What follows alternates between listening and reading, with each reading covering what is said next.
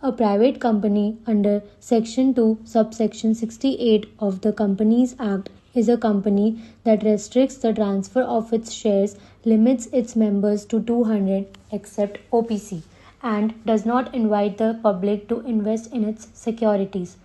A promoter under Section 2, subsection 69 is someone who is named in the prospectus, controls the company's affairs, or gives directions that the board usually follows. To incorporate a company, founders must file key documents with the Registrar of Companies, including the Memorandum of Association, Articles of Association, declarations from professionals and directors, identity proofs, office addresses, and details of first directors. Once verified, the registrar issues a certificate of incorporation with a unique corporate identity number, which is CIN. If false information is submitted, promoters and directors can face legal action. Important documents required include PAN, Aadhaar, passport, which is only for foreigners, address proof, DSC, DIN, photos, MOA, AOA, office ownership, rent proof. Before incorporating a company, we'll first have to create an ID. So for creating an ID, you'll have to go to the MCA webpage, and on the top right corner, there's an option saying sign in or sign up. So you'll have to click it. And then once we click that icon, we'll have to click on the registered button, and then we get to see this page, which asks for user registration. So you'll have to fill up the user category, personal details, contact details, and login details. So the first page asks for user details, which is user category, user role, and your income tax PAN, which is your PAN card number. So you're gonna select the registered user here for the user category, and for the user role, you'll have to select individual, and then enter your PAN card number. And then the next page asks for your personal details, which is your first name, middle name, last name, your date of birth, gender, and profession. And the second step is done, and then we move on to the third step, which is filling on the contact details, which is your address and in which country you are, which city, and your telephone number, mobile number, and your email ID. So this email ID is necessary to get an OTP.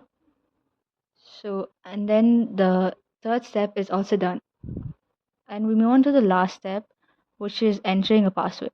So you're gonna have to create a password for your ID. And then for the option of whether you wish to avail SMS alert facility, you're going to give yes. So then this is to help you get emails or messages or alerts and all. And the last step is you're going to get an OTP through SMS and an OTP through email. So you'll have to enter your OTP in this places, and then you have to give verify OTP and verify email and then submit it. And with that, the ID is created. You will find an interface like this, and in the tab section, go to My Application, click on it. Now, to log in, you have to enter your user ID, password, and CAPTCHA. After filling up the details, click Login. So now, navigate to MCA Services. In that, Company e-Filing, and in the first option, Incorporation and Changes Services. So you will find Spice form reserved for new company incorporation. Click on it.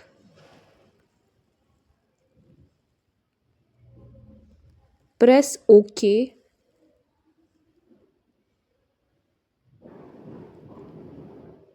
And now you can start filling up the Spice Part A form with the detail asked. So the next step is to fill in the necessary details asked in the Spice Plus Part A form. So this form contains the type of company, class of company, category and subcategory of the company, subclass of the industry, and description of the main subclass. Once all this is filled, we go to the next step, which is to enter the proposed or approved company name. So here, the SPICE part A allows you to enter up two proposed company names, so that if the first name is rejected, the MCA can approve the second name without you having to file a fresh application again. So the first one will be your first choice, and then the second name will be your backup choice. The next step will be to perform an auto check to see if the name is valid or invalid. And if the name comes valid, you pay the applicable fees and wait for a service request number and a confirmation email. Once it's done, you can proceed for the incorporation of the Spice plus B form. So once you finish the payment, it will take you back to the login page, and then you have to log in to the MCA V3 portal with your credentials. Go to My Applications section on your dashboard. Find the Spice Plus application that has been approved in the Part A in Pending for Action.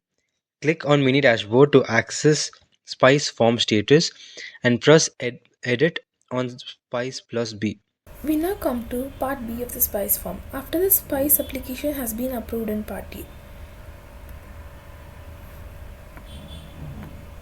So, the next step is filling up the company details regarding the capital structure.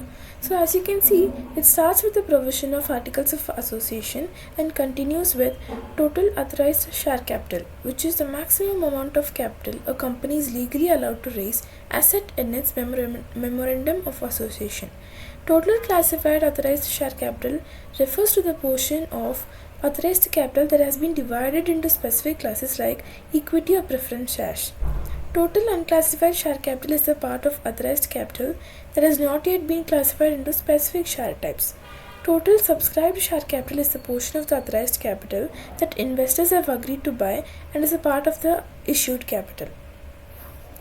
Moving on, we have equity share capital, which is the total amount of money a company raises by issuing shares to its shareholders in exchange for ownership. And this also follows with the same procedure of different class and number of shares with nominal value of each share. Next, we have the preference share capital. A preference share is a type of share in a company that gives its holders preferential rights over equity shareholders. The same procedure has to be followed again. Coming to step 14, we are required to fill the registered office details such as the address, district, state, PIN code, email ID and contact number. Next, this step is regarding the submission of attachments of the necessary documents for the verification process by the MCA. Now, we are now required to fill up the subscriber and director details.